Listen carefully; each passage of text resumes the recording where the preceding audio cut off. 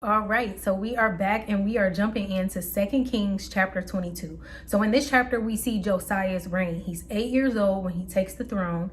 And during this time, the repairs of the house of the Lord are still taking place. Now, this next little thing shows us how far gone the people are from the Lord. So during this repair process, the people just so happen to stumble upon the book of the law. Crazy. The book of the law was supposed to be something that the priests, the Levites kept an eye on. This should have been the center of life for Israel. This was their instruction manual. And without this, they were so far gone from the Lord that this is the reason why they were in all of this trouble. So the scribe takes the book of the law to Josiah. And as Josiah is reading the book of the law, he realizes that this is why this great wrath of the Lord has fallen upon the people, because they have not done anything that the Lord has required of them. So at the order of Josiah, he tells the people to go consult the prophetess Huldah. So Huldah communicates that all of this wickedness, all of this evil that was predicted in the book of the law is going to happen to the people. But God says that he's going to spare Josiah. He's not going to cause him to have to witness all the evil that the Lord is going to cause to fall upon the people, because God saw how Josiah humbled himself before the Lord. So Josiah would be spared, but the prophetess says that yes, all the punishments that are predicted in this book of the law are going to happen to the people because of their sin and wickedness towards the Lord. In chapter 23, Josiah shares this information that he's learned. He has the law read to all the people, and all of the people, including Josiah, agreed to make a covenant with the Lord. They agreed to serve the Lord completely. So at this point, Josiah goes on a rampage and does what no other king before him has done. So he tears down the high places. He removes the groves. He burns down and tears down all these houses to these false gods where the people were engaging in very simple acts to worship these false gods. So Josiah pretty much goes on a rampage and cleans up all of Judah. And we see that in verse 25, it says that there is no other king like Josiah before or after him that followed the law of Moses completely the way that Josiah did. He even reinstates the annual feast that Israel had been neglecting up until this point. Remember the Passover? Josiah follows the law to the letter, but God says despite all of that, he will still have to follow through with punishing Judah for their wickedness. God says that he is going to remove Judah from his sight the way he removed Israel from his sight. After Josiah's reign, his son Jehoahaz reigns, and he was evil in the sight of the Lord. But the Pharaoh removed Jehoahaz and placed Eliakim, Josiah's other son, in the position of king over Judah. Pharaoh renamed Eliakim and called him Jehoiakim, and he was also evil in the sight of the Lord. In chapter 24, we see that during Jehoiakim's reign, God sent many nations against Judah to completely destroy it. And this is all because of their wickedness, but also as punishment for the sins that Manasseh committed. When he was reigning as king, he shed countless amounts of innocent blood. So God had to follow through on punishing the nation for all of their sins and the sins of Manasseh. After Jehoiakim, then his son Jehoiachin reigns, and during his reign, Babylon overtakes Judah. The king of Babylon takes thousands and thousands of people into captivity, including the king and his family. And Jehoiachin was an evil king. So again, this is just following through on that punishment that God has to execute in Judah. And remember, this is a fulfillment of prophecy from chapter 20. Remember, King Hezekiah made that friendship with the king of Babylon, and he gave him a tour of the entire kingdom, the Lord's house, the king's house. And at that time, that's when Babylon set their sights on Israel. They were like, wow, look at all this stuff they have. So this is the fulfillment of prophecy. Hezekiah should have never established that friendship, but he did. So the consequences are that Babylon takes all of these treasures, all the spoils from Judah. Nebuchadnezzar, the king of Babylon, appoints Zedekiah to be king in Judah. He was also evil in the sight of the Lord, and he rebelled against Nebuchadnezzar. In chapter 25, we see that the Chaldees and Nebuchadnezzar, all of his men, have Jerusalem surrounded. So Zedekiah and his men of war, they try to escape the land, but Zedekiah is captured. The Chaldees take Zedekiah to Nebuchadnezzar, the king of Babylon. So Zedekiah's sons are killed right before his eyes, and then the king plucks his eyes out, and then Zedekiah is taken into captivity. During this time, the house of the Lord, the king's house, everything is burned down. The walls of Jerusalem are burned down. The only people that Nebuchadnezzar keeps in the land of Jerusalem are the poor people to serve as the vine dressers. These are the people that are supposed to be managing the crops in the land. The Babylonians carried away all the vessels to their land, and then Nebuchadnezzar appoints Gedaliah to be the king in the land to rule over the people that are left behind in Jerusalem. The poor people needed a ruler, so Gedaliah is appointed, but the army kills him once they hear his message of surrender and servitude to the Babylonians. They didn't like that. They didn't want to surrender, so they killed Gedaliah. At this time, Jehoiachin is still in captivity, but the king Evil-Merodach takes Jehoiachin out of captivity and allows him to live a prosperous life for the rest of his days. And then we finally get to the book of 1st Chronicles. So 1st and 2nd Chronicles are going to cover specifically the kings in Judah. We're not going to touch on the kings of Israel. Specifically, Judah will be touched on. And as we can see, starting in the first chapter, we see some genealogies from the generations of Adam all the way to Abraham. And I think this is a really good test, a little bit of trivia for us as we try to see if we recognize any of these names. So I'll try to touch on some highlights, but again, as I said previously, a lot of this will seem repetitive because as we were reading 1st and 2nd Kings, after we touched on certain kings in the books, it said that the rest of the acts of these kings will be spelled out in the book of Chronicles. So that's what we're going to be touching on, some things that we've already discussed, and we may get more detail as we read through the book of Chronicles. So our first little trivia moment, let's see if in verse 34 you can remember that it says, and Abraham begat Isaac, the sons of Isaac, Esau and Israel. So we see Esau and Israel, and if we remember that Jacob was renamed to Israel by God. So his name was changed from Jacob to Israel. So that's who this is referring to. This is Jacob, the father of Israel, or the father of the 12 sons that were later called the 12 tribes. If we look at starting at verse 43, we see the kings of Edom. And if we remember, Jacob's brother Esau is the father of the nation of Edom, or the Edomites. Then in chapter 2, we see in verses 12 and 13, David's father and grandfather. So in verse 12 it says, and Boaz begat Obed, and Obed begat Jesse, and Jesse begat his firstborn Eliab, and Abinadab the second, and Shema the third. So remember, Boaz and Ruth gave birth to Obed. Obed gave birth to Jesse. Jesse is the father of King David. In chapter 3, we see all the kings of Judah laid out for us. In chapter 4, starting at verse 33, we see that all the cities of the tribe of Simeon were near the cities that worshiped Baal. And again, remember when Israel was first given the promised land, God wanted Israel to completely wipe out these other nations so that they weren't tempted to serve false gods. But we see that their cities were planted right next to places that were known for worshiping these false gods. Then in chapter 5, if we look at verse 18, we're reminded of these 2.5 tribes that chose not to go into the promised land.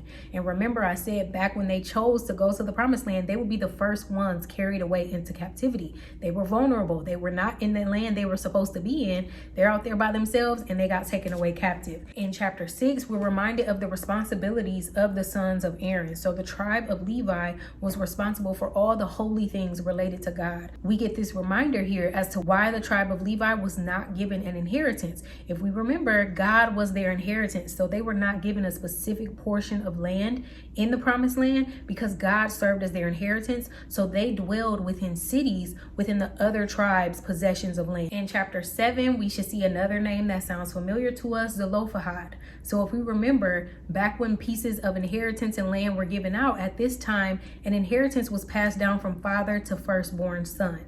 And we see that the daughters of Zelophehad made a request to Moses, and Moses asked God if it was okay to follow through with the request of the daughters of Zelophehad. So they said, our father did not have any son, he passed away, we should be able to accept his portion of land for our inheritance. And God said, you know what, they're right, give them their portion of land. And they did. And then there were specific requirements for the type of men they were able to marry. They had to stay within their same tribe to marry, so that men weren't trying to marry them just to amass more land and take that for their tribes. So that land was going to stay within their specific tribe. In chapter 8, we're reminded that King Saul, he came from the tribe of Benjamin. In chapter 9, another name that should stand out to us is Phinehas. Remember, Phinehas was that zealous man that when the people of Israel became so wicked that they committed an awful, sinful act right where the people of Israel could see, hear, know exactly what they were doing, Phinehas stood up for the Lord. He was like, I'm not having it. And he went and killed the man and the woman that engaged in that sinful act. So he was a zealous man of God.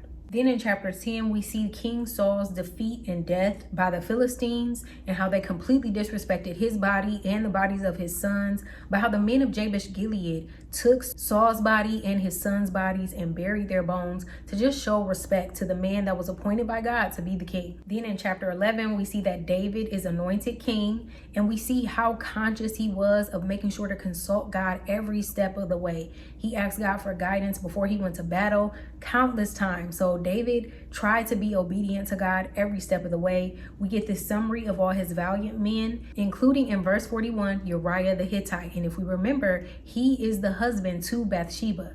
So David stole her from Uriah and then had Uriah killed to cover up his mess once he found out Bathsheba was pregnant.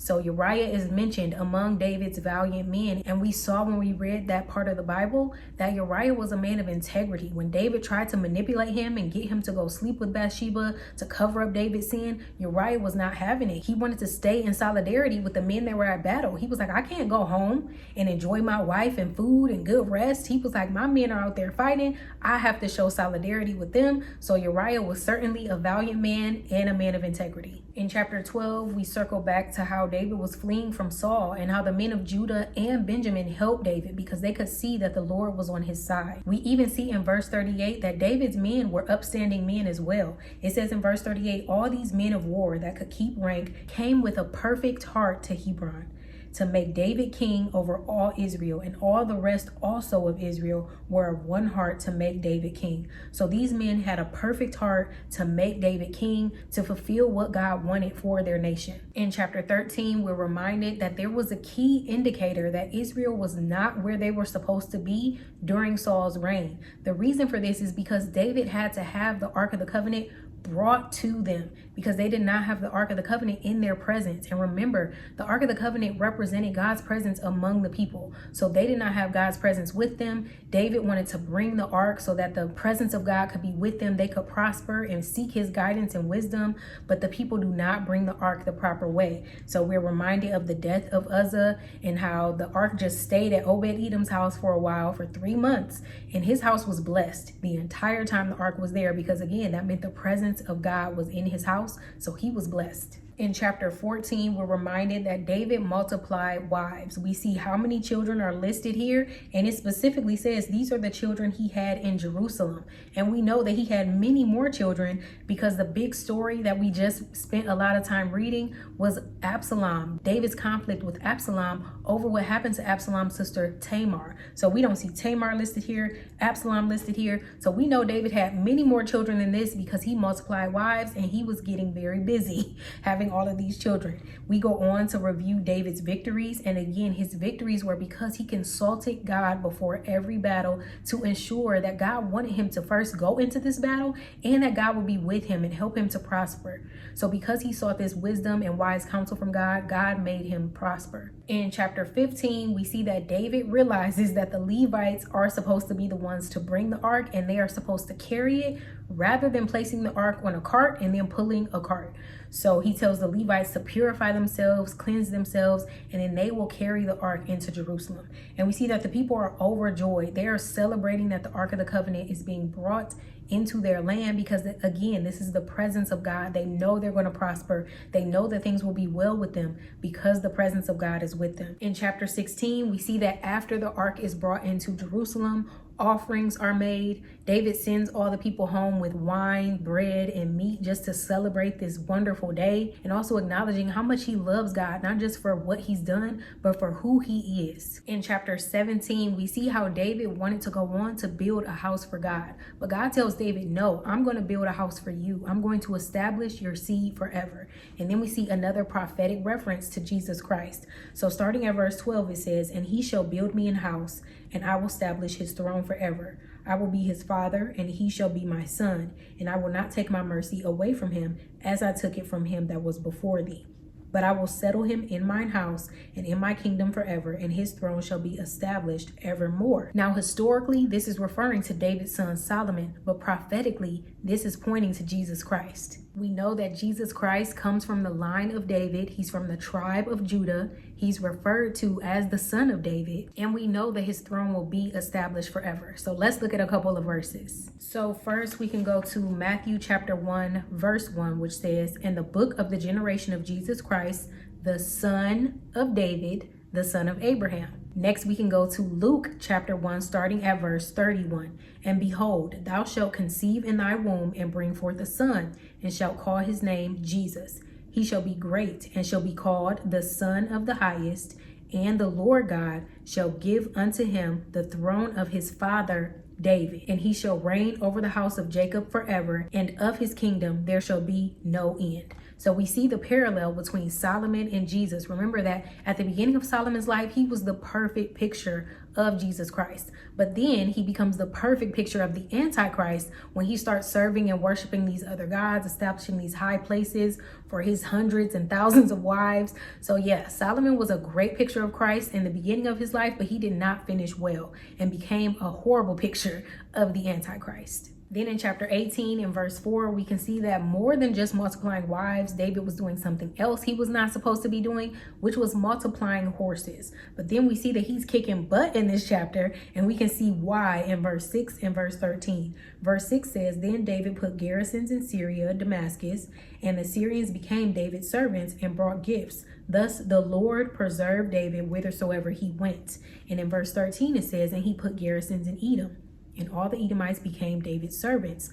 Thus the Lord preserved David whithersoever he went." So all of David's prosperity was simply because God preserved him. So David was not doing these incredible things of his own strength. He was being enabled by God to do these things. And we see that when David defeated these nations, the spoils he took, he dedicated them to the Lord, which ended up being a part of all this treasure that Judah and Israel amassed during this time.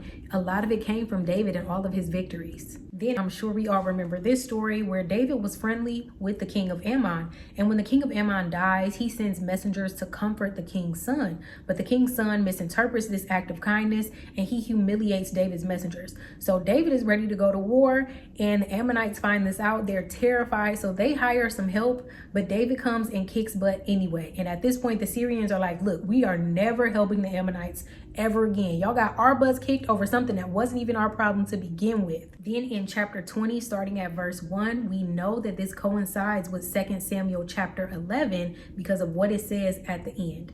So verse 1 says, "And it came to pass that after the year was expired, at the time that kings go out to battle, Joab led forth the power of the army and wasted the country of the children of Ammon and came and besieged Rabbah. But David tarried at Jerusalem, and Joab smote Rabbah and destroyed it." We remember what happened when David tarried in Jerusalem. There was a time where he should have been at war. He was not where he was supposed to be, and he spotted Bathsheba. This is when he took her, he lay with her, got her pregnant. So this one verse coincides with 2 Samuel 11 when we saw that he took Bathsheba and conceived. The rest of this chapter goes on to coincide with when David defeated the people of Rabbah. So remember, this is the battle where Joab sent a message to David and he was like, "Look, I've kicked butt down here. You need to come down here and finalize everything because this place will be named after me if you don't come do it." So David came down, he kicked butt, and the place was named after him. And remember, that story was told to us in 2 Samuel chapter 12, starting at verse 26. So these two parts coincide with each other. Then the first verse in chapter 21, remember we read this in 2 Samuel 24 because it showed us some insight into why David was doing what he was doing. So in verse 1 it says, "And Satan stood up against Israel and provoked David to number Israel." So this coincides with 2 Samuel 24 when David numbered the people and sinned against God. God did not want him to number the people to be lifted up in pride, but remember it took over 9 months to number the people, and David only repented after the numbering was finished. So he was in sin for over 9 months doing something that Satan provoked him to do, and the Lord gave him what he wanted. He allowed him to follow through with that numbering for 9 months, and afterward we remember that David was grieved because he realized he sinned against the Lord. And remember, after this, God had to punish the people. He had to punish David. So God gave David choices. And David chose 3 days of pestilence to come upon the people, to come upon the land as punishment for David numbering the people. And we see how David was instructed to go set up an altar to the Lord in the threshing floor of Ornan. But back when we read this in 2 Samuel, the person was named Arunah. So this is the same person, just a different name. So that's 2 Kings 22 through 1 Chronicles 21. Lord willing, I'll see you all next week. Grace and peace.